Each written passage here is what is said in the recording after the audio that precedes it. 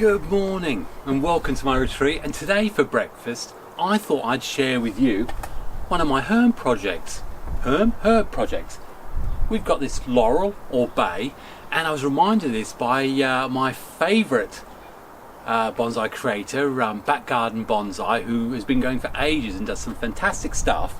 But he was doing some updates on his laurel, and slow grower, evergreen, but I think worth the challenge, because do you know what?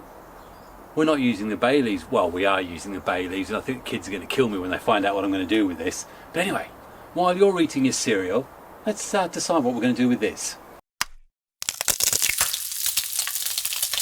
But I'm a vegetarian!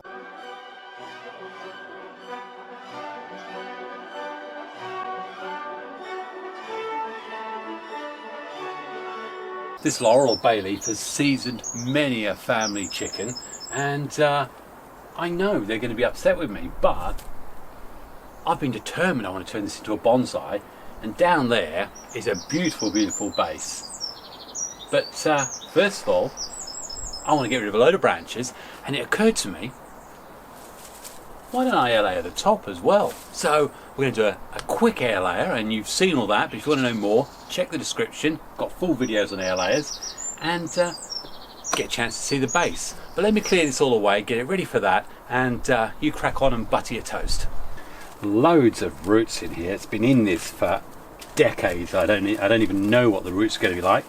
We'll probably do these roots next year as part of a full episode on repotting what's this, a long-standing potted shrub or whatever. Mind you, a laurel is a tree.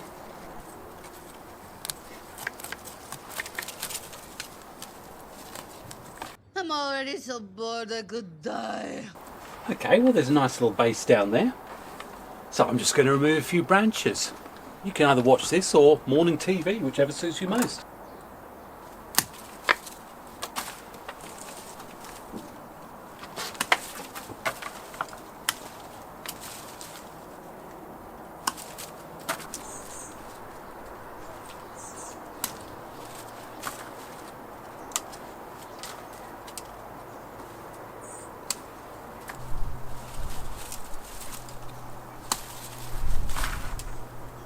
Not entirely sure where we're going with this, but that's going to be the lower part. So I'm just going to put the air layer on here. No idea what it's going to look like, but hey, why waste it? So let's get that air layer done now.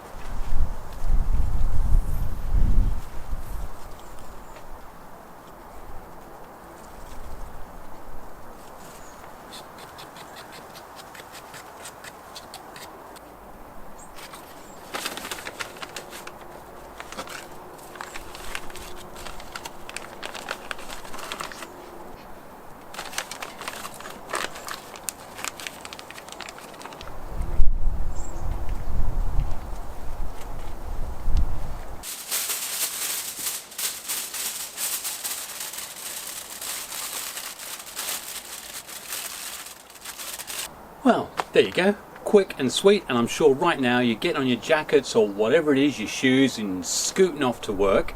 So if you've missed this, obviously you're going to see it for lunch, but there you go, air layers on. We might have a little look at that in August. I've cut a little bit of the shrubbery back to something remotely like what it might be as a finished tree. Nice base, really happy with that. I had a request from Lucy Cloves or Clovis, or maybe that's just a pen name, but Lucy asked me about my Buddleia. Now, I've been mucking about with Buddleia for a few years, and you know what, I find them a very, very difficult shrub or whatever to change into bonsai. But I'll show Lucy the one that she was asking about, because I think she's got an experiment she wants to try. But I'll also show some more of other Buddleia I've got, just to give you a taste of how they react in my garden.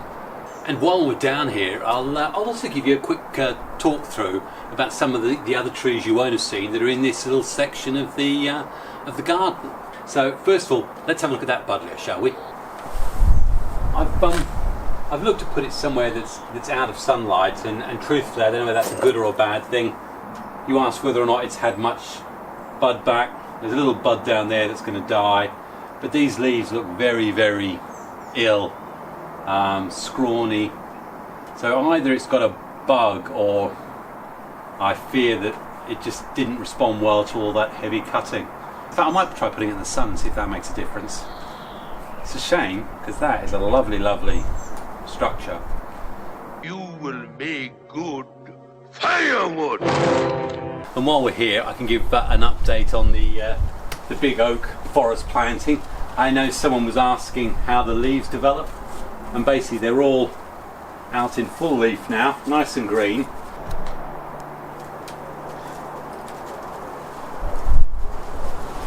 No great extensions as yet, but I've found this one actually grows quite slowly. I've got another big oak that's pretty similar. In fact, I'll show it to you now. Yeah, it's this one here. It's a good 3 foot tall. Probably one of my earliest videos, and I got it as this stump from Greenwood's Bonsai. It did quite a lot of slow development, grew all these branches, but it's been notoriously slow, probably ever since I put it in this bonsai pot. But the video's up there. I think I have a bit of a go about blasphemy, I think. In the early days I was a bit controversial.